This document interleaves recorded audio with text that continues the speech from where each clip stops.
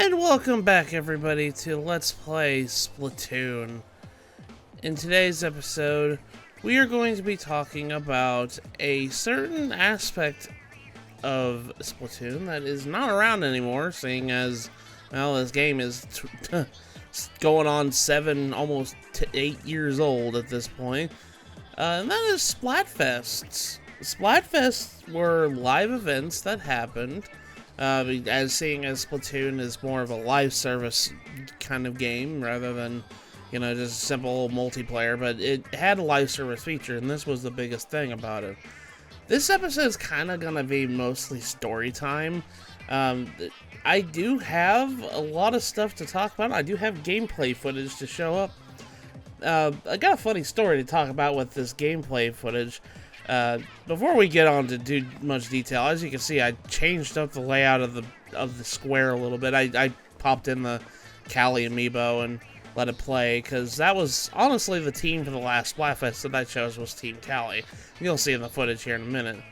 But Splatfest was something else. This story that I had is kind of a funny story that I kind of had a hindsight a long time ago when this game came out, that I was going to record this game eventually and show off everything and do a let's play proper of this game. Granted, I didn't think it'd take this long to get to it, and I do apologize for that. It took me quite a bit. I had a lot of other projects in the works and a lot of other, like, you know, live personal things happen that kind of impeded on getting to this point, but hey, we're at this point now, and thankfully I'm doing it when I can right now, because, well, I don't know how much longer this game is going to be relevant to even play multiplayer anymore. But yeah, the footage that I recorded footage of the last Splatfest back in 2016. I recorded a bunch of footage because I kind of had a hunch. I was like, I'm gonna record this game eventually. I need to have footage of Splatfest. Luckily, I had that hindsight, and I recorded it. Now, granted, I'm going to give you guys kind of a heads up here when we talk about Splatfest in general. The footage that you're about to see is very old. This is before I got fancy computer, fancy capture card, and I was still using my old Hop Hog recording device. I don't really use that anymore, and the footage is kind of dated. So if there's something wrong with it, I'm sorry. It's old footage. I can't really fix that. So please excuse it if it's not up to snuff with today's standards, with how I record everything. So I just do apologize for that. I think it's still in 30 frames per second, if I remember correctly, the gameplay is. But Splatfest was always a fun mode in general. I love Splatfest to death. Splatfest were big events that happened on the weekends, probably like once a month, like during the active period that Splatoon was playing. And, well, Splatfest were basically gigantic contests. Every now and then, Callie and Marie would come up on the screen. They would announce the Splatfest on Nintendo's socials. They'd probably post it, you know, on Twitter, on Facebook, and all that other junk about when there's a next Splatfest. And there's always a theme to the Splatfest. There's two teams competing against each other on asking a question and kind of giving your answers. And teams were divided upon these two teams here. And usually, Callie and Marie kind of had input on said the items that were being asked, and kind of were rooting for certain teams in order to do so. There was actually quite a bit of theming of the Splatfest. The very first one was cats versus dogs. Which pet do you like better? Cats versus dogs. These are the North American Splatfest, by the way, because yeah, as you can tell, Europe had its own special Splatfest, and Japan had its own special Splatfest. But I'm going to be going over the North American ones because that one was the one I remembered the most. Well, obviously, because I live in North America. But yeah, the very first one that we had was cats versus dogs. And that one was kind of an interesting one. It kind of gave you the idea how Splatfests work. So, what Splatfest is it's just nothing more than a contest. It's a popularity contest with some added things added to it. Each person had to go pick a team for what they preferred, and you would go up to the booth and choose which team you want. Very last Splatfest that I recorded with the footage is Callie versus Marie. It was very fitting. Which team do you like better? Do you like Team Callie, Team Marie? I chose Team Callie because I frankly like Callie more than Marie. But a long time, like, you would always go up to the booth while the pre-period before Splatfest happened. You would go and choose your team, and you would go up to do that. Once you choose your team, you couldn't change it. You were stuck with it. But when you choose your team, you were dispensed a Splatfest tee, which is what my character is wearing right now. This is a Splatfest tee. A Splatfest tee was a temporary armor, or gear set, that he wore, and it had special abilities on it. It had set special abilities on it. And you could not remove it from your character until Splatfest was over. So, just keep that in mind. You could not change your gear. You had to keep that Splatfest tee on. But, during Splatfest, the rules was simple. You have a simple turf war between the two teams. And that was the only mode that you could play during Splatfest was Turf War. Ranked was not available during Splatfest, which probably upset a lot of ranked players. But yeah, you could only play Turf War, Splatfest Turf War. And the two teams would basically compete against each other. And the whole goal of Splatfest is to tally up the popularity and how many wins you win. Which team won the most matches out of all the Splatfests that happened. And that's how the scoring system worked. And whoever won the popular, like, it could either be, one could be more popular and then get a bonus, and whoever won the most got a different bonus. And it was kind of tallied in this, numbering scheme. Sometimes, someone won popularity, but didn't win wins. But this is Splatfest 1, or Splatoon 1 Splatfest. Splatoon 1 Splatfest was very simplified compared to its iterations afterwards, where they added a bunch of other categories to help balance the scoring system out. Because I'll tell you one thing with Splatfest and Splatoon 1, it wasn't very balanced. It was not very balanced at all. But Splatfest always lasted 24 hours in Splatoon 1, which isn't a long time.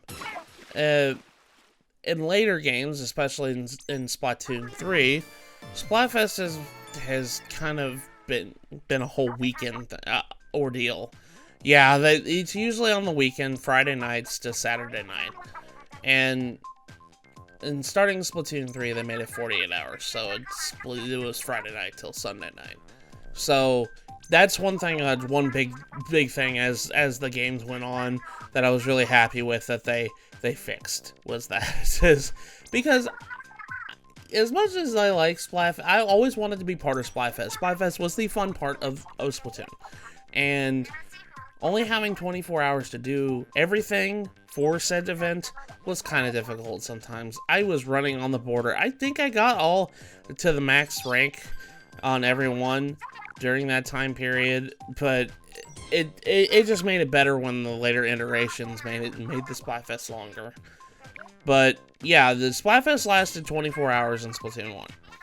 And you were rewarded with the reward for winning Splatfest. If your team won Splatfest, you got Super Sea Snails, which is used to upgrade your gear, which I showed off in that one video.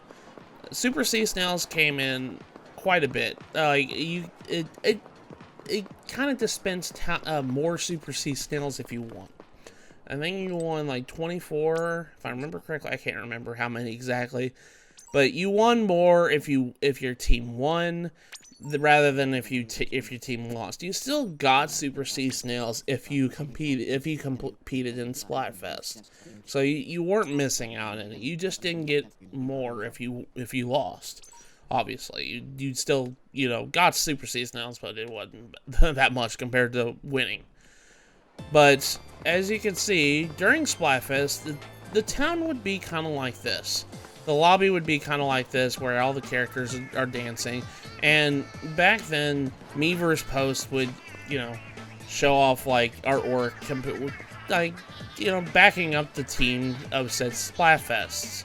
It was always a nice thing for the community to come together and everything else. And I always enjoyed watching Splatfest happen. This song that's playing is exactly what was playing during Splatfest. It was called City of Color. The song is what played during Splatfest in the lobby. And there's a bunch of special things during special music that played during the Splatfest Turf Wars. Can't remember exactly the name of it. I think it was just Calamari and King Tate. I know it was a Bomb Rush Blush, I think. But yeah, it had special music, with Callie and Marie always dancing up on top of the trucks and everything else. It was very vibrant, and I always did enjoy it. But yeah, that was pretty much that. The other thing with Splatfest in particular is during your time playing Splatfest Turf Wars, you had rankings. Yes, you had special rankings on how big of a fan of the said item you were. It came in a couple of tiers, and as you climbed up the ladder, it progressively got more. You needed more experience in order to do so, to level up to the next one. It started off with Fanboy or Fangirl if you're playing Inkling Girl. And then the next level was Fiend. If you got past the Fangirl phase, you got to the Fiend phase. After you completed the Fiend phase, you got to the Defender phase. And after you got past the Defender phase, you got to Champion phase. And then finally, once you've completed the Champion phase, you maxed out your rank to King or Queen phase. Which, it took a lot of... You had to play Splatfest quite a bit in order to get up there. But that was also another special, deterrent on how many Super Sea Snails you got at the end of Splatfest, because those rankings mattered. If you just played Splatfest and you were still Fanboy, Fangirl, you didn't get as much Super Sea Snail, even if you won, compared to if you won and you were a King or Queen rank. That, I think the max you got for winning and having highest rank was 24 Super Sea Snails. So, yeah, as you can tell, it kind of had diminishing returns based on those criteria. The big criteria was whether or not you won or lost, and what rank you were. So that was the big thing with Splatfest, is that. Now, the last thing in particular is you had to, when you fought the other team, it was very important that you won, because that obviously gave you points towards the winning portion of the Splatfest. Well, unfortunately, and this happened quite often, and it still persists even today, is the fact that, well, you might be on the most popular team out of that group, and the other team, there's not many people playing that said team. And what happens when that happens? What happens if, because of that circumstance, you ended up fighting your own team? And if that happens, it's a wash, because if you win, obviously you get a point towards win, but you also fought your other team. You fought the team that the same team you're on, and they lost. So it becomes effectively a wash.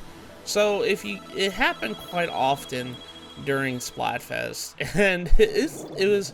I don't think they still haven't figured out how to balance it. The best way that they did in Splatoon 3 to balance that was effectively making 3 teams instead of 2, and that helped quite a bit.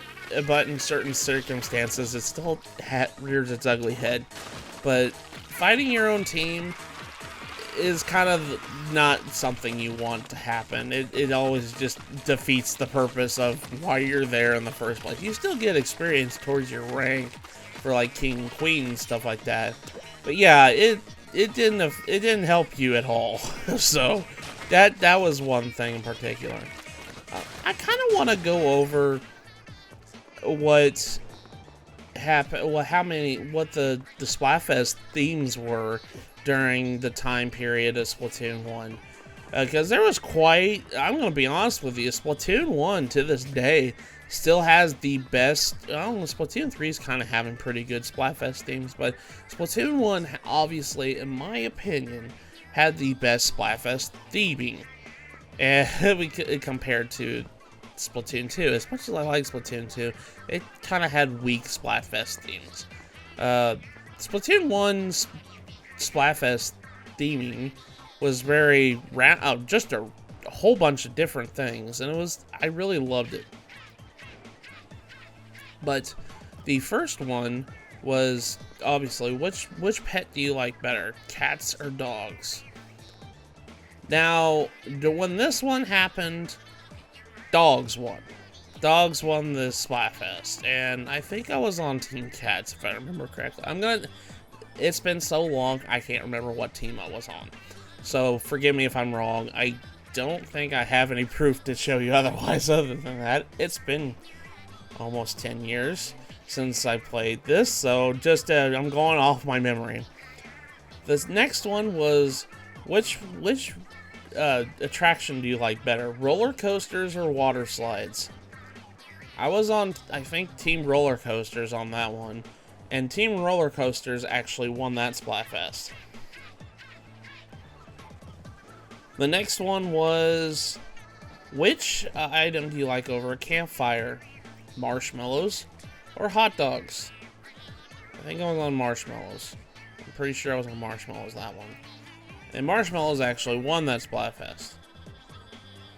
The next one, and this is where it kind of got really kind of bizarre with its theming, but because they actually started putting paid, sponsorship, sponsorship stuff in the Splatfest theming. This one was a Transformers Splatfest. Which team do you like better, Team Autobots or Team Decepticons? I think I was on Autobots. I'm pretty sure I was on Autobots, but Decepticons actually won that Splatfest. As strange as that is, Team Decepticons actually won that Splatfest. But yeah, I'm pretty sure I was on Autobots. But yeah, as you can see, like, there's some themes you're just like, whoa, I wasn't expecting a Transformers theme Splatfest here, but yeah, here it is. The next one was, what is your favorite subject, art or science? Pretty sure I was on science. No, I was on art. I'm pretty sure I was on art. And I think, yeah, Team Art won that one. Team Art won that Splatfest. The next one was, what would you rather ride in, cars or planes? And I chose cars because I like, as much as I traveled with planes a couple times, I still get nervous to this day. I don't like riding on a plane. So, Team Cars won that one. It was actually kind of a big margin on wins in that one. Popularity was, pretty sure it was 36% on Cars, but the winner was Team Cars. The next one was, which one do you like better, pirates or ninjas? I think this is the Halloween themed Splatfest, if I remember correctly. I'm pretty sure I was Team Ninja. I'm pretty sure, if I can't remember. And Pirates won that one, so I think we lost that Splatfest. And the next one was, which do you like to eat better? Or which one do you like? Which one do you like to eat? Burgers or pizza? I chose pizza because pizza is literally like one of my favorite foods. And Team Burgers won that one. And the next one was the Christmas-themed Splatfest. Which one are you? Naughty or nice? And I'm pretty sure I chose nice on that one. Because, well, I mean, that's one of my favorite memes is nice. But I think Team Naughty won that one. Yeah, as you can see, I chose a lot of losing teams when Splatfest happened. And yeah, Team Naughty won that one, which is I always thought was funny that the Christmas theme, the naughty kids won the Splatfest.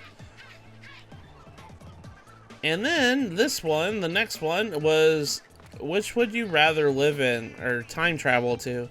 Would you rather time travel to the past or to the future? And I'll tell you one thing, there was a bunch of SpongeBob memes with that one. Just going around with Miiverse and everything else. I loved it. It was so funny. With like Caveman SpongeBob and Squidward going, future! All over the Miiverse post in the plaza. I think I was Team Future, and I think Past won. Yeah, Past won that one. And the next one was a very important Splatfest. And I think it was the only Splatfest my wife, Eternity Unique, actually played with me and my friend Sonic Go 64. It was the Pokemon-themed Splatfest. Which Pokemon version do you like more? Pokemon Red or Pokemon Blue? I was on Team Red because that was the one I grew up playing. And Pokemon Blue actually won that Splatfest. Really surprised because I always thought that Pokemon Red was the more popular one out of Pokemon Red and Blue. It's really surprising. And then the next one was, what would you rather build, a snowman or a sandcastle? I think I chose snowman, if I remember correctly. And sandcastle won that Splatfest. As you can see, I lost quite a bit. And the next Splatfest was yet another very important Splatfest, and it's very appropriate that the Splatfest happened because considering everything that happens in Miiverse on Splatoon 1 was the SpongeBob versus Patrick Splatfest. Yes, they had a Splatfest of which character do you like better, SpongeBob or Patrick? And as you can tell, the Splatoon community went in haywire because of this, because there was SpongeBob memes flying everywhere. I just love that one. I chose Team SpongeBob. And Patrick won that one. Yeah. I think I was Team SpongeBob. I can't remember if it was Team SpongeBob or Patrick. I'm pretty sure. I can't remember. Like I said, it's been so long. I'm pretty sure I was SpongeBob. But I also could be very sure I chose Patrick. I can't remember. But yeah, that was that one. I always enjoyed that one. That was one of my favorites, Splatfest. And then, I think was the next Halloween Splatfest that happened was, which would you rather go to? Would you rather go to a fancy party or a costume party? And I chose a costume party. And fancy party won that one. Of course it did. I figured everybody liked costume parties.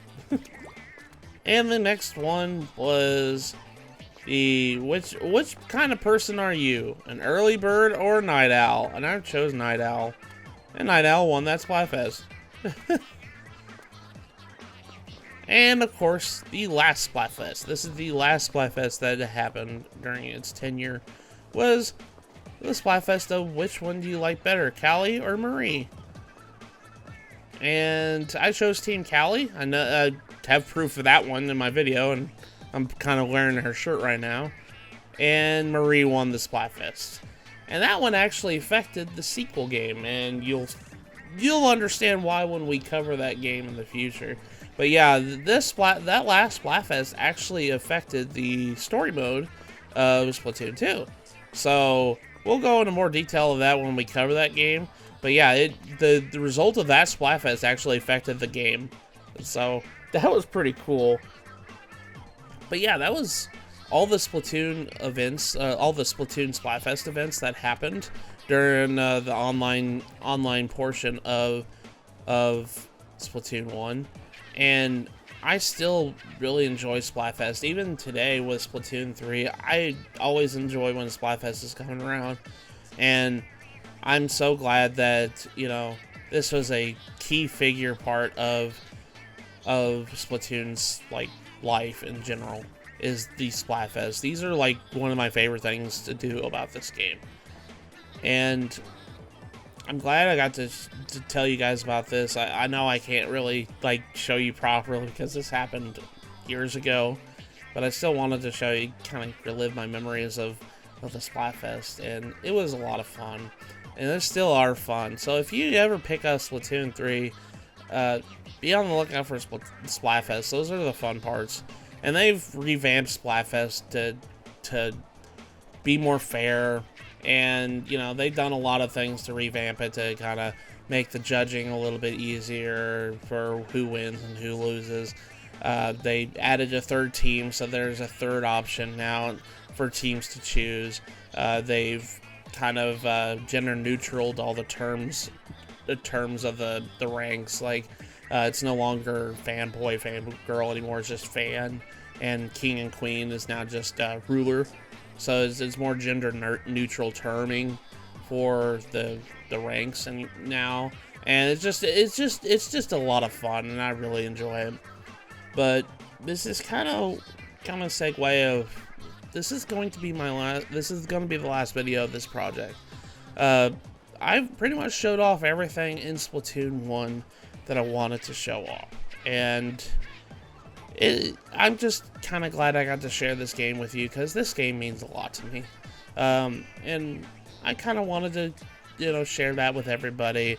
I know I'm not the greatest player at this game, and I'm so sorry if I disappointed anybody with that.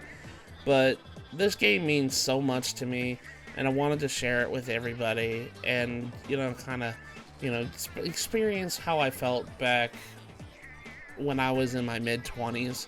And this game really kind of helped me, you know, come to terms with, like, how I am as a player, and how, you know, it helped me get through a lot of rough portions of my life. This game has helped me a lot of rough portions of my life. I have, you know, anxiety and depression, and this game has always been there for me whenever I needed something to distract myself in my thought process and everything else. And I really do thank it every day that it exists.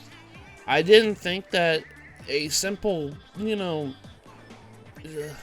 Nintendo third-person shooter that was a brand new IP back in 2015, that I didn't think would have any more iterations than just the one that happened on Wii U. I just thought it was just a one and done series, and that it blew up into a massive franchise that is, you know, beloved around the world. It's a big pillar in Nintendo's, you know, catalog nowadays, and every day I'm so thankful that it exists, that it happened.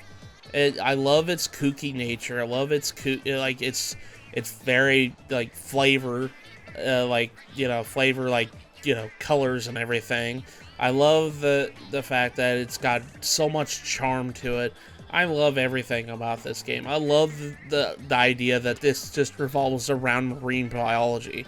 A lot of its theming is just marine biology, and it's got so fancy, like, you know,